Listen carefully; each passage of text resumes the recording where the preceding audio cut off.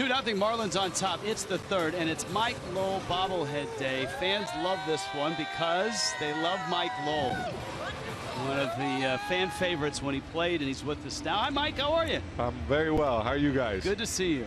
Likewise. How many bobbleheads do you have, or have there been made of you from your time in the big leagues? I know this is my second Marlins one. Okay. The Red Sox really don't do bobblehead giveaways, but I think, you know, the stores, you know, close by Fenway Park and stuff, so they have them. So I've gotten a couple that people have sent me. So I'm going to say 4. But yeah, it's a cool honor. It's neat because my kids get a kick out of it, and I figured tack on a goatee and some big eyebrows, and you're halfway there. Now we want to talk about that. You can see the goatee. You always had one of the most stylish goatees in the league, though, Mike. Well, thank you. I modeled after Preston here. You know, he's a dapper dresser. Oh, without question. Always looking good. I mean, this is like casual Saturday for him, but pushes us to a whole new level. Yeah, so you had to stay nice. You know, you had to try to keep the goatee trimmed and trying to look good. Kevin Plawecki leads it off for the Mets. Justin Nicolino throws the strikes. And you have flip-up sunglasses on this bobblehead. That's unique to a bobblehead. And these are the old school flips, by the way. Yeah, well, I will say this. Couple day games, I didn't use them much, but when that sun was right in your eyes, I didn't feel like the glasses themselves, the flip-ups, were so dark that when you got that sun in your eyes, I really felt there was a difference. So I used them sparingly, and I got a kick out of that. That's what they put on the bobblehead, but hey, whatever works. Stanton ventures into the corner. Plawecki finds himself a double, and the Mets are in business here in the third. With Bartolo Colon himself, Curtis Granderson, and Juan Lagares coming up. Now I got to ask you, as you watch Colon come to the plate, did you ever think when you faced him long ago that he'd still be pitching at this point? Absolutely not. And he played with me in Boston, I believe it was 08. And I think he really revitalized his career, really, those last 5-6 years, because everyone's like, oh, this is his last year. And then he goes to Oakland, has a real good year. Then he comes back, and he's just a guy that eats up innings. I mean, you look at his ERA, what, a 3.43, especially with that staff, with the 4 monsters that they throw at you, you know, the other 4 days. He's a great compliment, and he's actually starting to swing the bat, which makes it entertaining. So, no, I didn't think he'd last this long, but it's a testament to him because, Preston, you know, early in, you know, well, let's call it, I don't know, early in his career, but different. Oh, wow, they got him. Nice play. How about that? And it wasn't even the hit and ball trick, which you were good at. The Marlins with a pickoff play, specially designed. I mean, Martin Prado went through about 30 seconds of signs before this. Wow, he wasn't even in the picture right there. And remember, the Mets don't have a challenge, so the out call is going to stand regardless of if he got his hand in or not. Nice play, Derek Dietrich, too. Ball going, his weight going one way, ball going another. Plawecki, he's had a rough last few last inning or so. Last few outs.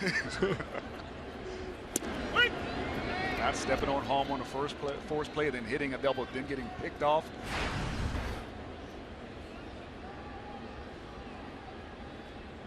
In 19 years, that home run in San Diego is his lone shining moment. Nicolino thought he had a strike, and he did, although Greg Gibson said it was down.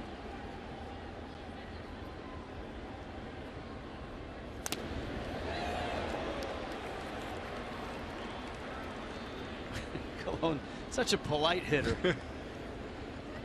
He's in the groove now. That's the thing. He knows he's a good hitter. All right, you were 1 for 9 with a double against him. Yeah. Well, now I remember the point I was making. Earlier in his career, I mean, he was the first guy that I faced that was basically threw more than 97 miles an hour, and then the ball ran as well. Most guys that once they get past that 95, the ball stayed straight. And he was the first guy that I felt like not only had velocity but had movement, and I was like, wow, this is really unfair. And you mix in a slider with that, so I think late when he got traded to Montreal, I don't think I faced him when he was with Cleveland, but when he got to Montreal and you're playing in that stadium and the lights are a little low. I mean, his ball was just whizzing to home. And now you see he probably tops out at 91, but can still compete day in, day out. And that's why I say you really got to compliment a guy like that who had so much, you know, velocity in his arsenal. He's really had to change the way he pitches, and he still had success. It's an entertaining event, though, to see him.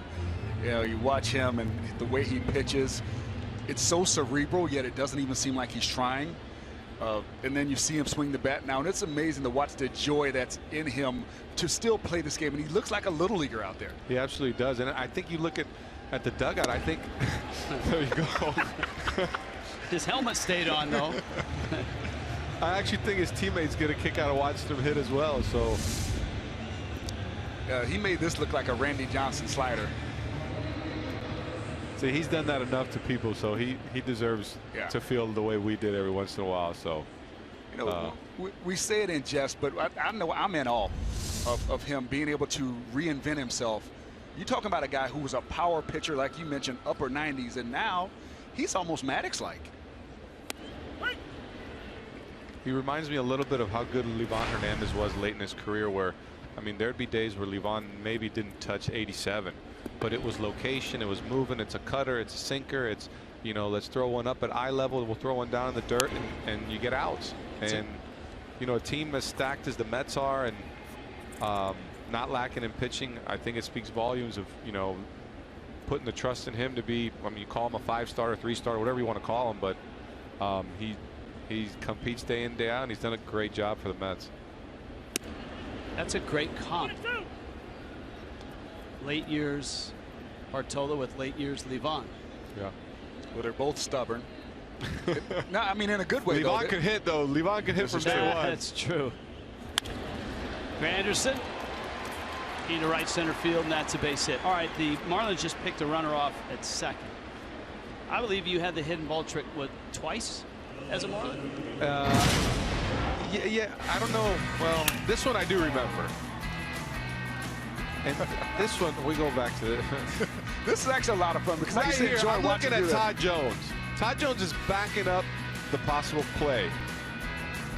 So I'm just holding the ball, and I just noticed that the third base coach and the runner on third, I think it was Torero, they both put their head down. So I looked at Ed Rapuano at third, and I just showed him my glove, and he said, yeah, I know you have the ball. So I was just going to wait because I wasn't going to throw the ball to Todd Jones when he's behind home plate. So I was just scared because the rules, I think, have changed. Yes. Where if you just touch the dirt, it's a balk. So I didn't know if Todd knew the rule, but he goes to the back of the mound and he starts stretching. So, you know, trying to buy his time. So I didn't know how far he was going to take this. And thankfully, Torero takes a few steps off, and I did it, and it was a big moment. But I was like, man, I'm going to try to do this. And watch Jonesy step on the mound. It's going to be a balk. And for me trying to do this ridiculous play, we're going to balk in the tie and run. But it worked out good. Big pickoff at second. Can you hang out for another half inning? Sure, absolutely. All right, we'd love to keep you here. It's 2-0 Miami.